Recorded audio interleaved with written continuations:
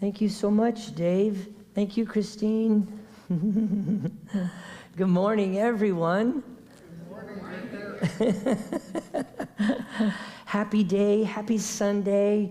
It seems like the week was bigger than usual. I mean, obviously with the excitement around the political atmosphere in the country, the big Democratic National Convention was going on and finishes up all of that stuff. And last weekend, I couldn't announce it at the 9 o'clock service because they wanted me to wait till the 10:30 service.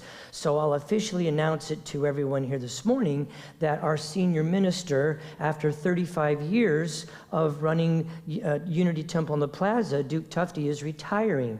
So he will be retiring, 35 years, right? So he will be retiring. His last day will be December 31st. And so our new minister coming in to Unity Temple, her name is Ann Tabor.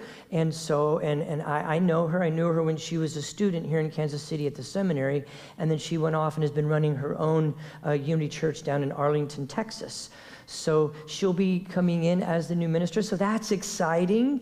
So lots of new big things. Of course, back to school, right? A lot of folks. So many of our parents, they look just so much more calm. Their meditation, I could tell, was deeper. And as you know, I talk with many members of the Sangha each and every day. I make it a point to connect with members of the Sangha just on a daily basis. And I was talking to Cheryl the other day, and I think she said it was Thursday, her little 9-year-old brought some homework, a little math quiz home to do, and she said she got him all set up at the coffee table or whatever, and then she goes off in the kitchen to get some dinner ready, and she came back in, and darned if he wasn't sitting there asking Alexa for the answers. What's 9 times 9? 12 I think it was Benjamin Franklin said, I don't need to know everything. I just need to know where to find everything, right? So, and I suppose in a way, that is one version of the path of least resistance.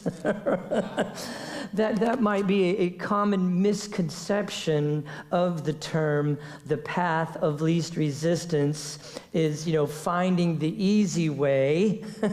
That's not exactly the path of least resistance that I'm going to be talking about today. The path of least resistance, which we hear a lot about in our Buddhist studies and in our practice, the path of least resistance that I'm referring to, and allow me to use a little metaphor here of doors and doorways, but obviously the metaphor is for our difficulties, our challenges, as well as our successes and the things that we enjoy. But the path of least resistance in the way that I'm talking about would be like our capacity and our ability to walk through the doors that are opening and trust that the doors that remain closed are simply closed at this time. Our practice helps us with a new way of seeing. It allows us to cultivate a perspective that allows us to notice our reaction to open and or closed doors. And then this gives us the opportunity to purify any unwholesome patterns of speech, behavior, thinking. My friends in AA always call it stinking thinking. Stinking thinking. But there's a wisdom in that pithy little phrase. Our practice helps us and allows us to see when we are caught up in these unwholesome patterns by framing, by attaching to a belief system that is old and no longer serves us. And so you see, our true nature is love, compassion, joy, and peace. And the universe is conspiring to get us to that realization in the shortest amount of time with the least amount of effort. Now you're starting to see the connection with the path of least resistance. However, as long as we are caught in our head, when we are identified with our thoughts and not also with our heart, those doors remain what we call obstacles, challenges, difficulties, even attacks. And proof, for some folks, it's proof that the universe is against me. People are always like, oh, why does everything hate me? Why does everything have to be so difficult?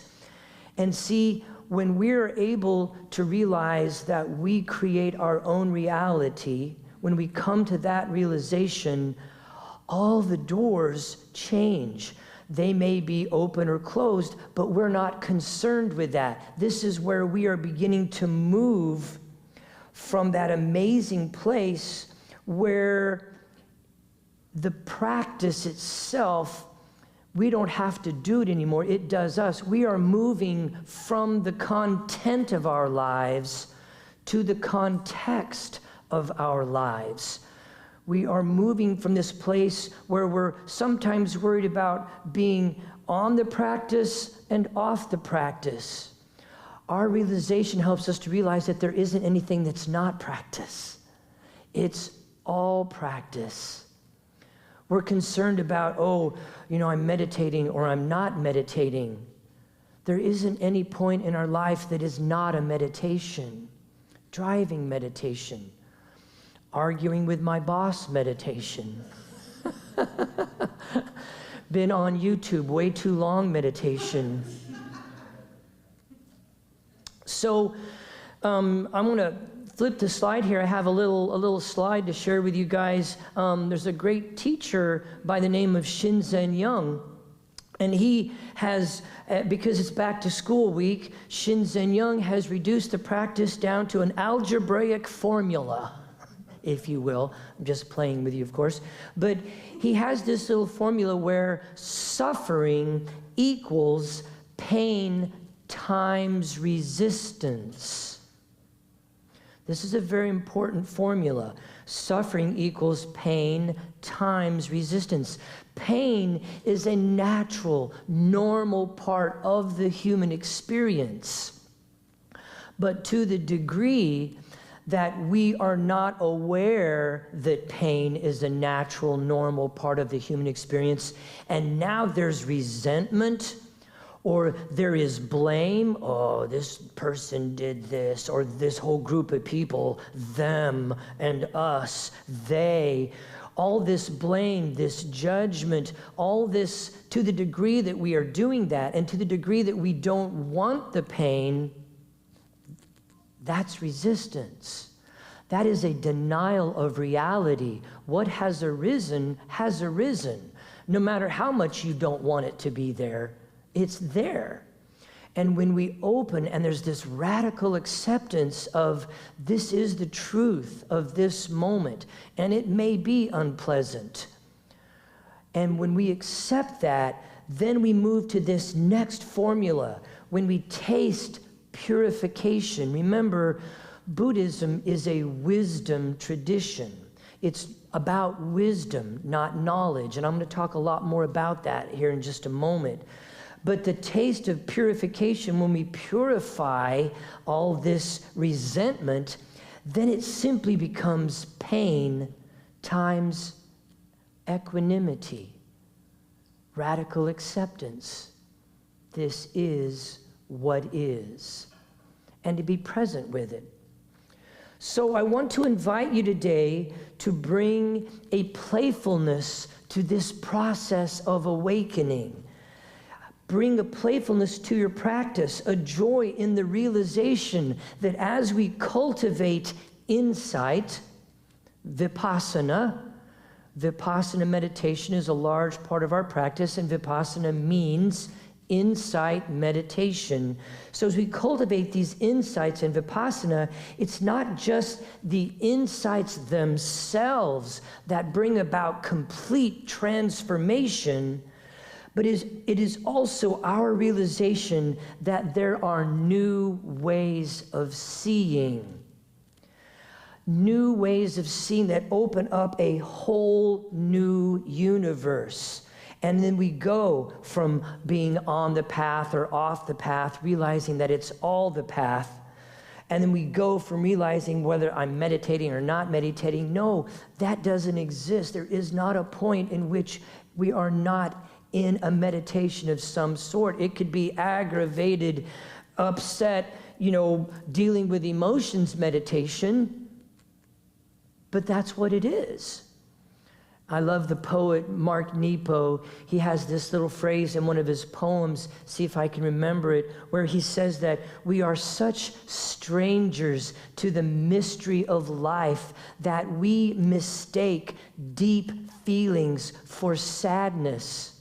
And we mistake a sense of, for example,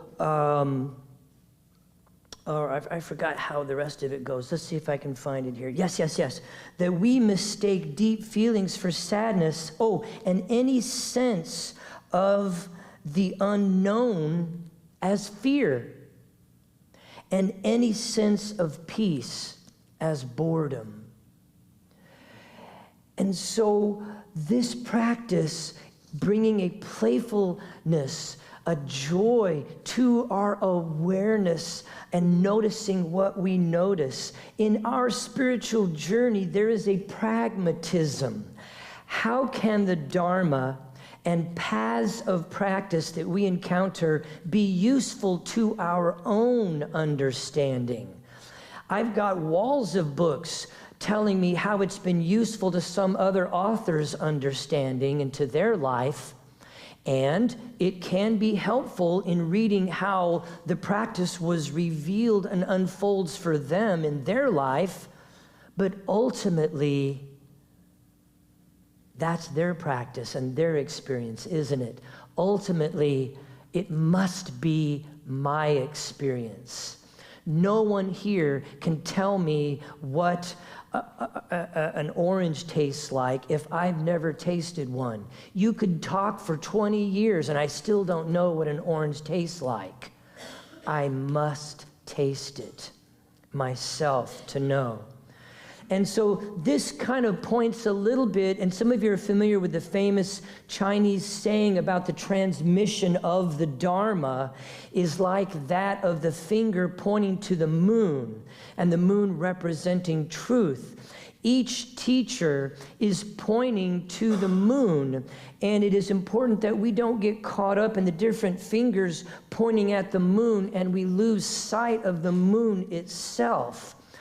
The Dharma itself does not change. Meditation must be used as a tool to come to the freedom beyond all tools, beyond all methods, beyond all techniques, beyond books and teachers, and come to the moment which is ultimately our greatest teacher. This moment, the experience I'm having here and now, is what ultimately is my greatest teacher. So, Jack Kornfield, let me share this little bit here with you. Jack Kornfield says, in talking about meditation and those techniques, meditation techniques are mental disciplines that allow us to calm, to focus, and to examine the mind. This deconditioning process is a slowing down and an observation of the usual mad monkey mind stream of thoughts, perceptions, beliefs, reactions, and feelings. Usually, we are dragged along by our stories, our prejudices, our biases, our memories, and our associations. He talks about here that I was speaking with a member of the Sangha a week ago who told me, or actually, no, I wanted to share this with you. I was speaking with, I wrote this in. I stuck it in the middle of my quote. I should know better than to do that. But I was actually talking with a member of the Sangha this week who was telling me, and we both had a great laugh, about how he was sending me all these text messages of a time that we could meet. Hey, Victor, let's meet here. Let's talk. Hey, Victor, can we meet? How about this day? And he never got an answer. And so he noticed the stories that started forming, all the aggravation that was building, and what's he doing? He's so busy that he can't talk to Sangha members. And then he realized he had the wrong number. And when he found the right number and texted me, I responded in 5 minutes. But there we are, right? That's us. We develop all these stories in our head about something. I think it was Mark Twain who said, I have endured many great tragedies in my life, most of which never actually happened. So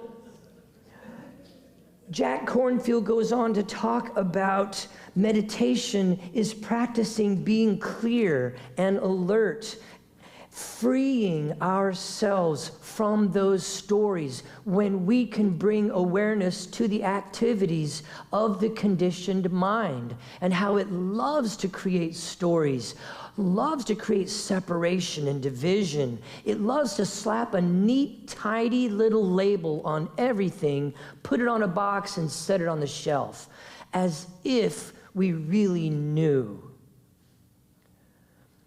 And so in this practice with meditation, it is our meditation that helps us to see the unfolding of events and mental processes in real time, and how they are so fluid, and how they come and go, and how they change with the wind. So what Jack is pointing at is that with a commitment to a regular meditation practice, what do I mean by regular? It's not about 30 years in a cave in Tibet. It could be 20 minutes a day. Maybe it's 10 minutes in the morning and 10 minutes at night. But bringing a commitment to sit daily, meditation practice daily, trying to cultivate mindfulness, which is a single pointedness in our active life. When you are walking to the car, know that you are walking to the car. When you are brushing your teeth, know that you are brushing your teeth. Look at what is usually happening. We're walking to the car, but our mind is running amok with everything that we need to do, where we're going to go, or what just happened 5 minutes ago. The same thing with brushing our teeth. How much we cultivate delusion.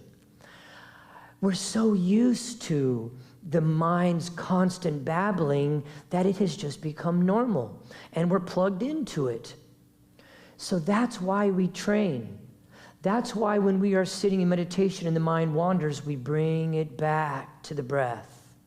Oh, there's a sound, and the mind is already going, why doesn't that person go get a cough drop? There's 25 of them back there. Hell, I've got one in my pocket. I'll give it to you.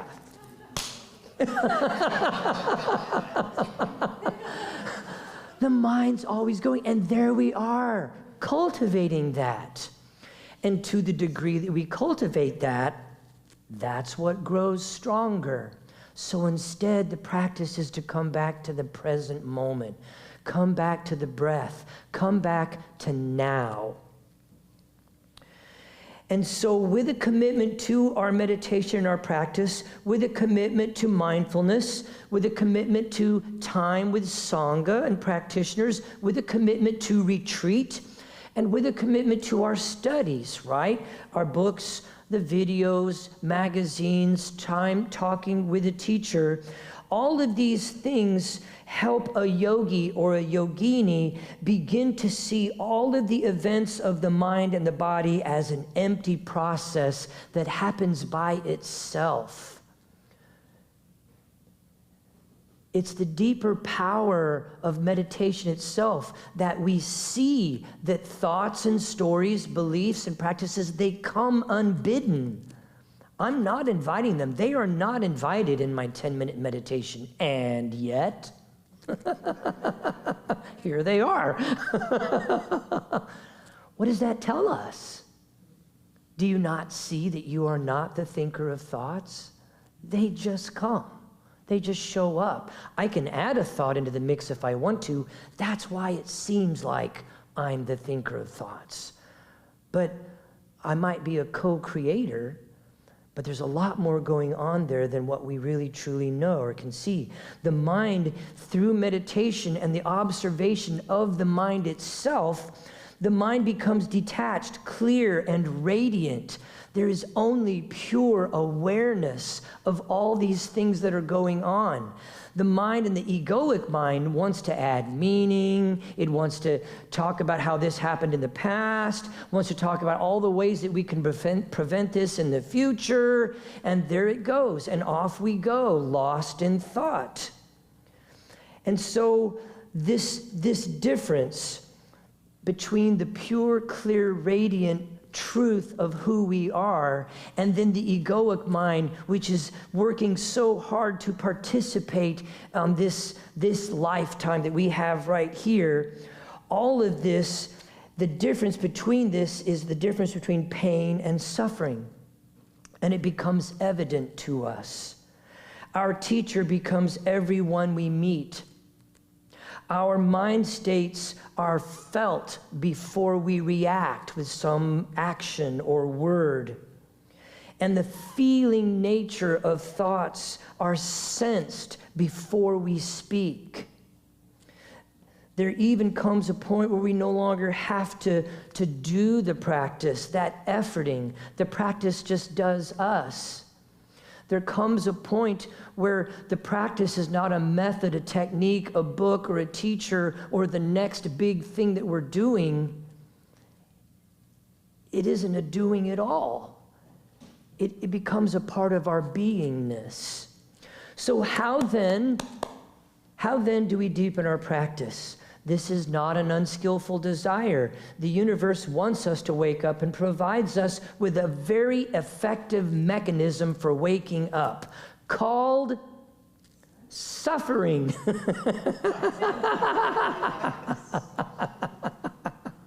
And that too. It provides this wonderful mechanism called suffering. And that suffering includes so many other wonderful gift-bringing things like longing. That longing is moving us to reconnect with the sacred, reconnect with the divine, finding the light in people when they can no longer see that light in themselves. This is the gift. What an amazing gift that we are given. And we go from trying to get our lives to be better because we're suffering, and then we wake up. It's kind of like after the gold medal I was talking about last week. At first, we're striving and efforting because we're hurting. And then we wake up. And then there's no more striving and efforting. And the waking up becomes second nature, and we're not even doing it for ourselves any longer. We're doing it for all beings in all places so that they too can know the joy, the peace, the compassion, and the love. And so this happiness, all of this harmony, this being in harmony with the Four Noble Truths, what is wisdom? That's where we're going with this, is talking about this, because I mentioned earlier, this separation between knowledge and wisdom.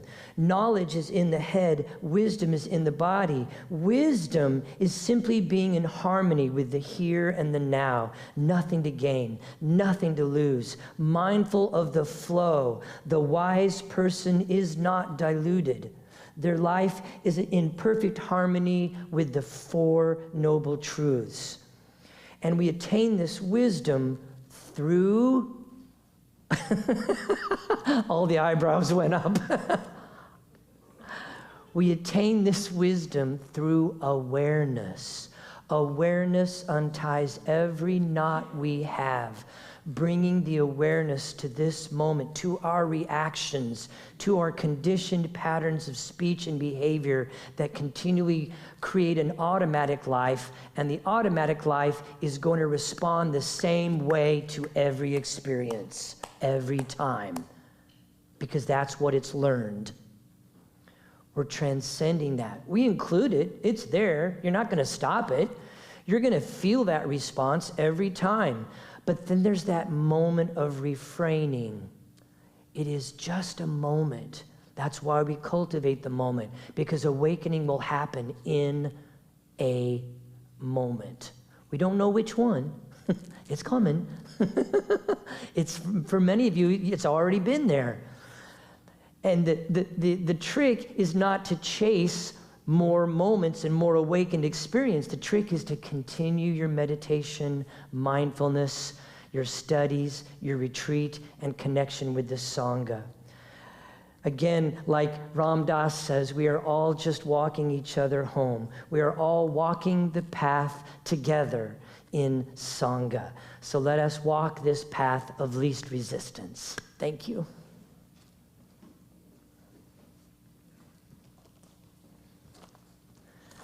I've got 2 more pages, but we're running out of time.